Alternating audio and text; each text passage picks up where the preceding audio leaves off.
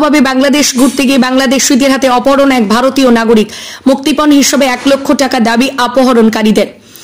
বৈধভাবে বাংলাদেশে ঘুরতে গিয়ে অপহরণ করা হলো এক ভারতীয় নাগরিককে। মুক্তিপণ বাবদ 1 লক্ষ টাকা দাবি করছে বাংলাদেশি অপহরণকারীরা। স্বামীকে অপহরণকারীদের কাছ থেকে মুক্ত করার জন্য অসহায় স্ত্রী দক্ষিণ ত্রিপুরা জেলার বিলোনিয়া মহকুমার রাজনগর পিআর বাড়ি থানা পুলিশের কাছে দ্বারস্থ হলে স্ত্রীকে পাগল বলে আখ্যায়িত করলেন পিআর বাড়ি থানার পুলিশ। এমনই অভিযোগ অসহায় স্ত্রীর।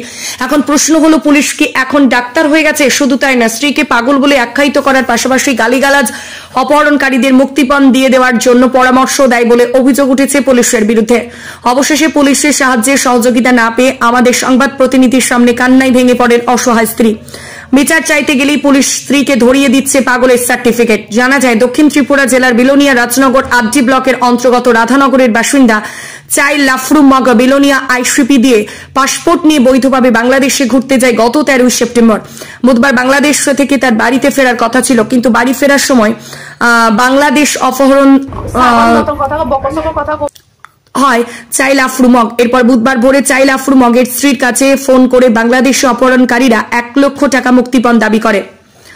এরপর কোনো উপায় না পেয়ে পুলিশের দ্বারস্থ হওয়ার পর পুলিশ চাইল আফরু মগের স্ত্রীকে পাগল বলে আখ্যায়িত করে তাড়িয়ে দেয়। ইনচার্জের সামনে কর্মরত সুধন সুরকে মারধর করার জন্য তেড়ে আসে। এই বিষয়ে বিলোনিয়া থানায় মামলা দায়ের করা আইসিপি ইনচার্জের পক্ষ থেকে অভিযুক্ত বিএসএফ কনস্টেবলের বিরুদ্ধে। বর্তমানে চাইল আফরু মগের স্ত্রী দিশেহারা হয়েছেন, কি করবেন তিনি ভেবে উঠতে পারছেন না। প্রশাসনিক সহযোগিতায় তার স্বামী যাতে সুস্থ অবস্থায় বাড়ি ফিরে আসে সেই আশায় বুক বেঁধে আছেন তিনি, সন্তানের জননী। মানে ছাগল মতন কথা বকসক কথা উল্টা পাল্টা কথা করে। আপনার কি পাগলের সার্টিফিকেট আছে নাকি? না, হে এমন কথা কইতাছে, পুলিশে এরকম কথা কইতাছে হলো। আর তারপর হইল না, পুলিশ কিভাবে জানে, মানে কিভাবে আপনারা ইয়ে করছে যে আপনি পাগল কইয়া? আপনি তো গেছিলেন বোধহয় হাজবেন্ডের। হ্যাঁ,